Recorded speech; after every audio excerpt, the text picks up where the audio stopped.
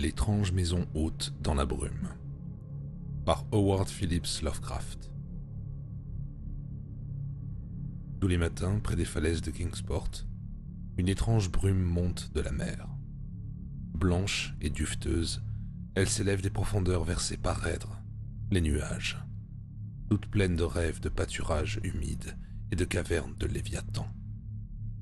Et lorsque plus tard, les calmes pluies d'été tombent sur les toits qui abritent les poètes, ces nuages éparpillent des bribes de rêves pour que les hommes ne vivent pas sans avoir vent des mystères anciens ou des merveilles que durant la nuit, les planètes racontent aux autres planètes. Quand les contes s'épaississent et se font nombreux dans les grottes des Tritons, et que les conques dans les cités d'algues marines font résonner de vieux airs enseignés par les anciens, alors des brumes impatientes se rassemblent dans le ciel, chargées de connaissances et de secrets. Et ceux qui, des rochers, regardent vers l'océan ne voient qu'une blancheur surnaturelle, comme si le bord de la falaise était le bord du monde, et comme si les cloches solennelles des balises tintaient dans un éther de féerie. Au nord de Kingsport, la ville archaïque, les hauts rochers s'élèvent curieusement en paliers, jusqu'à ce que l'ultime fête du nord paraisse suspendu dans le ciel comme un nuage gris de glace. Il est seul, sommet isolé, saillant, dans l'espace indéfini. À cet endroit, la côte tourne brusquement, là où le grand Miskatonic se jette dans la mer après avoir traversé les plaines au-delà d'Arkham, apportant avec lui les légendes et les curieux souvenirs des bois et des collines de la Nouvelle-Angleterre. Les gens de la mer de Kingsport lèvent les yeux vers la falaise, comme d'autres vers l'étoile polaire. Ils règlent la durée des tours de garde de nuit suivant la façon dont elle cache ou laisse voir la grande ours, Cassiopée et le dragon. Pour ces gens, la falaise fait partie du firmament, et en vérité, elle ne disparaît à leurs yeux que lorsque la brume cache les étoiles ou le soleil. Ils ont de l'affection pour certaines falaises, par exemple celle au contour grotesque qu'ils appellent le Père Neptune, ou celle dont ils désignent la succession de piliers par la chaussée. Et celle qui est si proche du ciel, ils la craignent. Les marins portugais arrivant de voyage se signent dès qu'ils l'aperçoivent, et les vieux Yankees pensent que l'escalader, si toutefois c'était possible, serait plus terrible que la mort.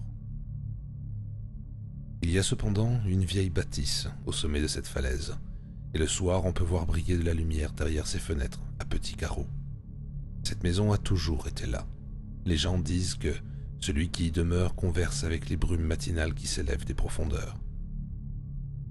Il aurait découvert sur l'océan des choses curieuses à ce moment où le bord de la falaise se confond avec le bord du monde tout entier, quand les cloches solennelles des balises se mettent à tinter dans l'éther blanc. Cela, ils en parlent par ouï-dire, car ce rocher interdit n'a jamais été exploré, et les gens du pays évitent soigneusement de diriger leur télescope vers lui. Les équipages qui mouillent pour l'été l'ont scruté avec des jumelles, mais ils n'ont jamais rien vu de plus que le vieux toit gris et pointu, couvert de bardeaux dont les hauts vents descendent presque jusqu'aux fondations, et la faible lueur jaune filtrant des petites fenêtres. Ceux qui viennent l'été ne croient pas qu'il vit dans cette maison depuis des centaines d'années, mais ils sont incapables de donner la preuve de leur opinion hérétique aux habitants de Kingsport.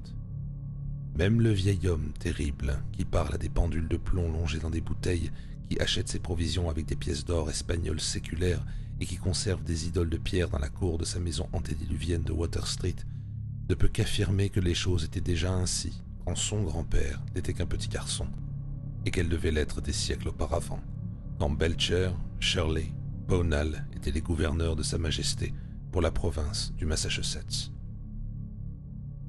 Puis un été, un philosophe vint à Kingsport. Il s'appelait Thomas Olney, et il enseignait des choses ennuyeuses dans l'université de la baie de Narragansett. Il arriva avec une épouse corpulente et des enfants turbulents. Ses yeux et son âme étaient fatigués d'avoir toujours eu les mêmes pensées, bien disciplinées. Il contempla les brumes sur le diadème du Père Neptune et essaya de pénétrer dans l'univers des blancs mystères le long des gradins de la chaussée. Matin après matin, il restait allongé sur les falaises à regarder par-dessus le bord du monde, l'éther cryptique et lointain, et à écouter les cloches spectrales et les cris sauvages des mouettes. Dès que la brume se levait et que la mer devenait morne sous la fumée des bateaux à vapeur, il soupirait et redescendait en ville, où où il aimait à se promener dans les petites ruelles étroites et anciennes qui montent et descendent, et étudier les pignons branlants et les portes aux curieuses colonnes qui avaient abrité tant de générations de vigoureux marins. Et il parlait même avec le vieil homme terrible qui n'aimait pas les étrangers, et qui l'invita dans sa maison incroyablement archaïque, où les plafonds bas et les lambris rongés des verres étaient témoins pendant les heures de la nuit de soliloques inquiétants. Bien entendu, il était inévitable que Aulnay remarquât la maison grise et mystérieuse, perdue sur ce sinistre rocher qui ne fait qu'un avec les brumes. Le mystère qui entourait l'étrange habitation avait toujours été chuchoté dans les ruelles sinueuses de Kingsport.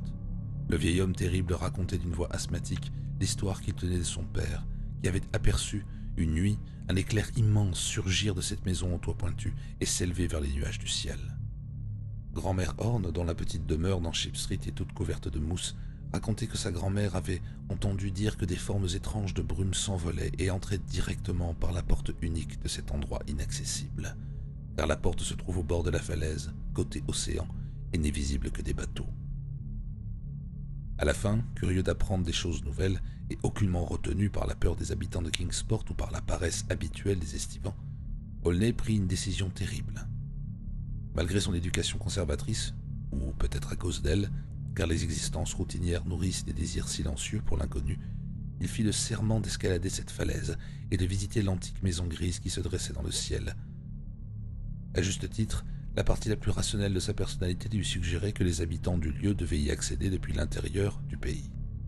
Il devait sans doute emprunter une voie longeant la crête la plus proche de l'estuaire.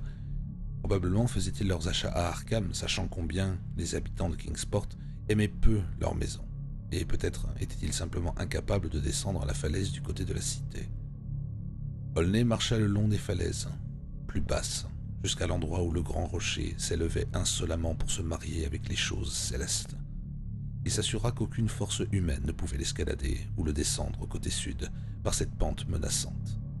À l'est et au nord, le roc, également impraticable, s'élevait à des milliers de pieds, perpendiculairement à l'eau. Il ne restait que le flanc ouest, tourné vers l'intérieur, en direction d'Arkham. Tôt un matin d'août, Aulnay se mit en route pour rechercher un chemin venant vers le pic inaccessible. Il marcha en direction du nord-ouest, le long de routes agréables. Il dépassa la mare de Hooper et la vieille poudrerie de briques, jusqu'à l'endroit où les pâturages s'élèvent vers la crête dominant le Miskatonic, d'où l'on a une vue admirable sur les clochers blancs d'Arkham. Là, il trouva une route ombragée qui menait vers cette cité, mais point d'autres pistes en direction de la mer, ainsi qu'il l'avait souhaité. Des bois et des champs dévalaient jusqu'à l'embouchure du fleuve. Il n'y avait aucun signe de présence humaine, pas même un mur de pierre ou une vache solitaire, seulement l'herbe haute, les arbres géants et les enchevêtrements de ronces que les premiers Indiens avaient dû voir. Tandis qu'il grimpait lentement à l'est, de plus en plus haut au-dessus de l'estuaire qui se trouvait à sa gauche pour se rapprocher de la mer, il découvrit que le chemin devenait de moins en moins facile d'accès et il finit par se demander comment les habitants de cet endroit détesté pouvaient bien s'y prendre pour atteindre le monde extérieur et se rendre au marché d'Arkham. Puis les arbres se raréfièrent, et loin au-dessous de lui, sur sa droite, il vit les collines, les vieux toits et les flèches de Kingsport. Même Central Hill était minuscule, vu de cette hauteur, et il pouvait à peine discerner le vieux cimetière près de l'hôpital de la Congrégation, sous lequel, selon la rumeur, se dissimulent des caves et des cryptes terrifiantes. Devant lui s'étendait une herbe épaisse, des buissons de ronces et de mûres, et au-delà le roc nu de la falaise et le toit pointu de la redoutable maison grise. À présent la crête se rétrécissait et Aulnay se sentit mal à l'aise à cause de sa solitude sous le ciel hostile, près du précipice effrayant au-dessus de Kingsport au sud et de la paroi verticale qui faisait presque 1 mile de haut à l'embouchure de la rivière au nord. Tout à coup il découvrit un trou béant devant lui, de 10 pieds de profondeur. Il y descendit en se suspendant par les mains jusqu'à un plan incliné et ensuite rampa dangereusement le long d'un défilé naturel sur la paroi opposée. Ainsi, c'était là la manière dont les habitants de cette maison fantastique voyageaient entre le ciel et la terre. Quand il émergea du gouffre, une brume matinale se formait, mais il vit distinctement la maison haute et impie devant lui, les murs aussi gris que les rochers de son sommet, qui s'élevaient audacieusement au milieu du blanc laiteux des vapeurs marines. Et il remarqua qu'il n'y avait pas de porte du côté des terres, mais seulement quelques petites fenêtres à croisillons avec des vitres opaques. Tout autour de lui, ce n'était qu'un chaos de nuages. Il n'apercevait rien d'autre que la blancheur de l'espace sans limite. Il était seul dans le ciel avec cette curieuse et très troublante maison. Après avoir longé l'enceinte jusqu'à la façade, il vit que le mur ne faisait qu'un avec la paroi de la falaise, si bien que l'étroite porte ne pouvait être atteinte que par les airs. Il en ressentit une terreur que l'altitude seule ne pouvait expliquer.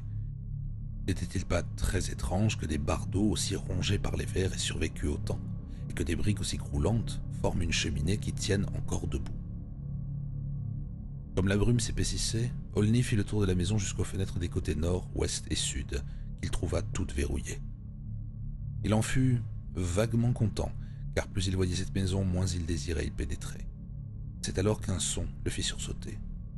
Il entendit un grincement de serrure, un long grincement, comme si une lourde porte était lentement et prudemment ouverte, et un claquement de loquet suivit. Cela se passait du côté de l'océan, là où l'étroite porte s'ouvrait sur l'espace vide à des milliers de pieds au-dessus des vagues, dans le ciel brumeux. Puis il y eut un piétinement lourd et décidé dans la maison, et Olney entendit les fenêtres s'ouvrir, d'abord sur le côté nord en face de lui, puis à l'ouest de l'autre côté. Quand un tâtonnement se rapprocha du châssis le plus proche de lui, il se faufila vers le côté ouest et s'aplatit contre le mur, à côté des fenêtres à présent ouvertes. Il était évident que le propriétaire était rentré, mais il était évident aussi qu'il n'était pas arrivé par la terre, ni par quelques ballons ou aéronefs qu'on pût imaginer. Des pas résonnèrent de nouveau.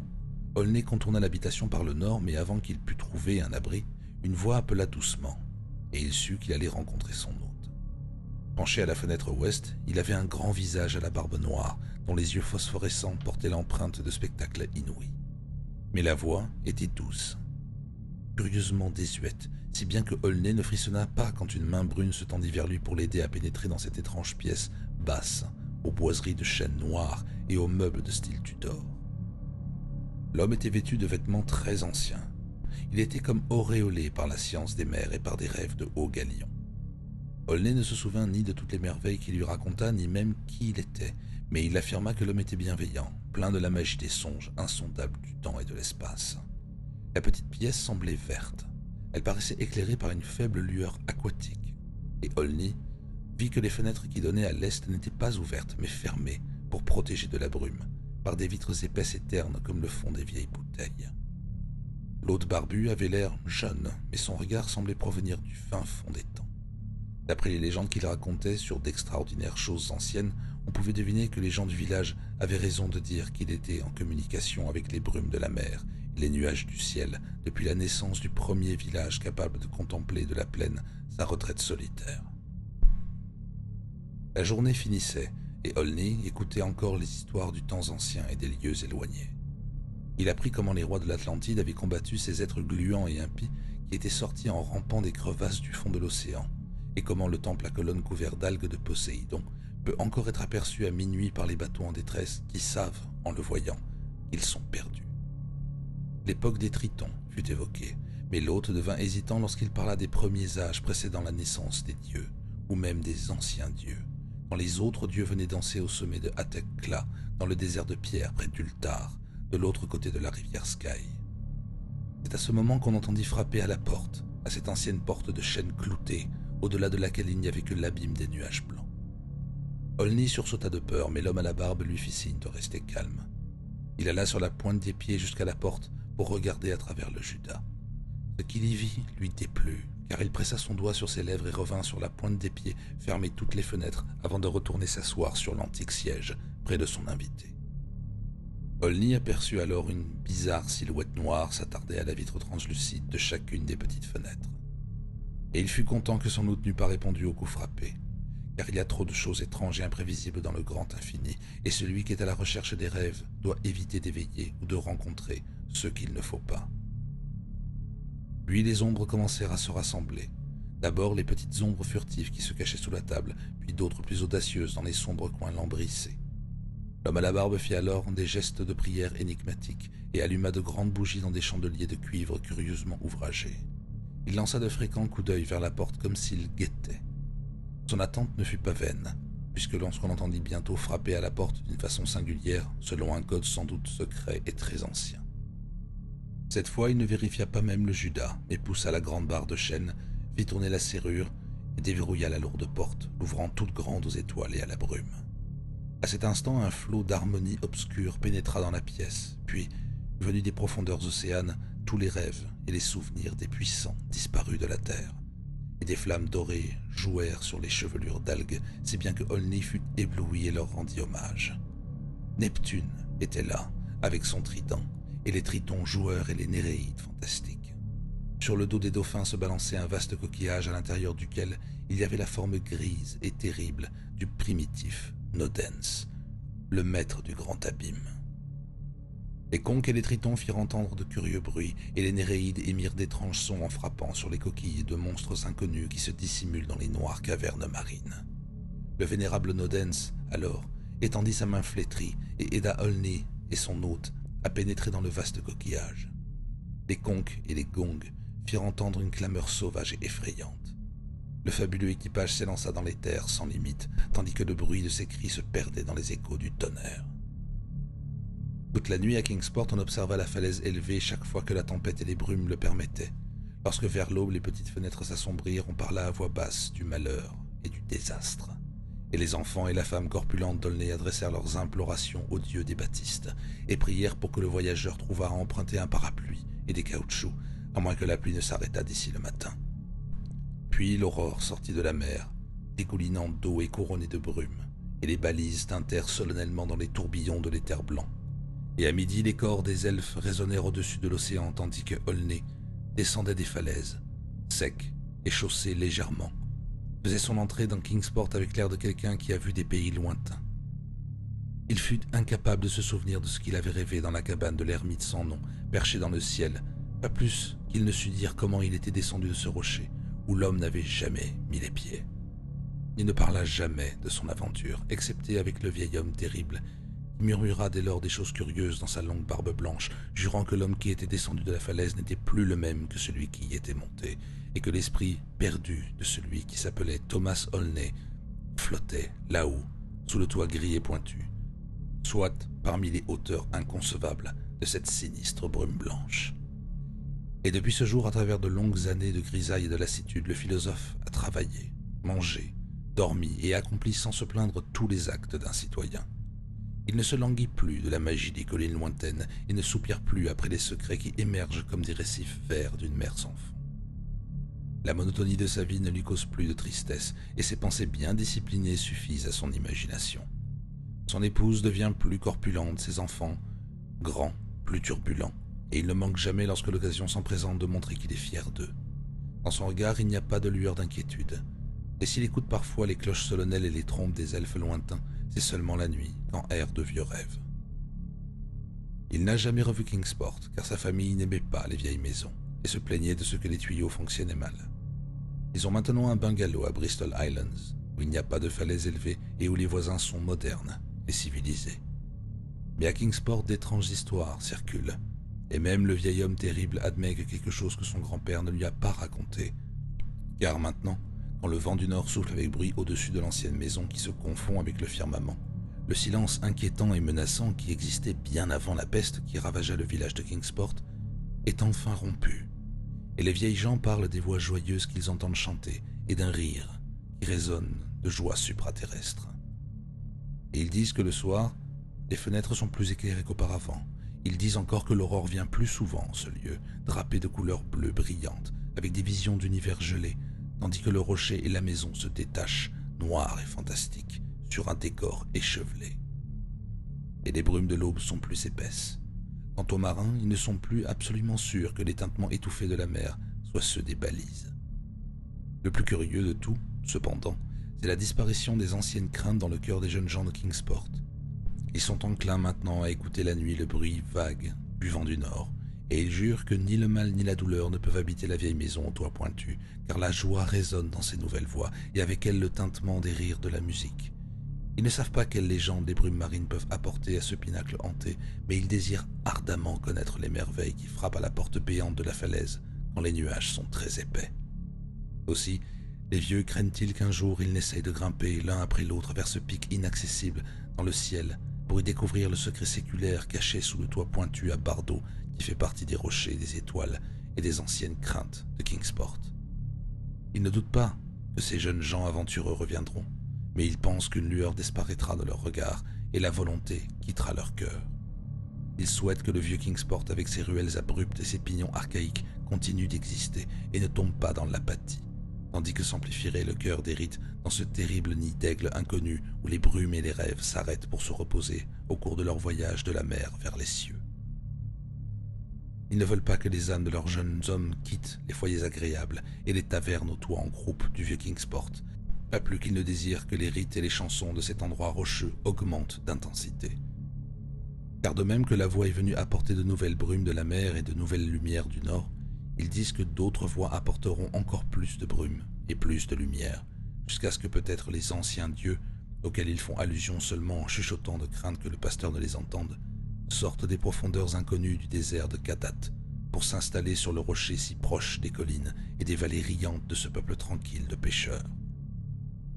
Ils n'aspirent à rien de tout cela, car pour les gens simples, les choses qui ne sont pas terrestres ne sont pas les bienvenues, et en outre, le vieil homme terrible rappelle souvent ce que Aulnay disait de ces coups que les locataires redoutaient et de la forme noire et inquisitrice qui se découpait dans la brume, à travers les étranges vitres opaques et plombées des fenêtres en œil de bœuf.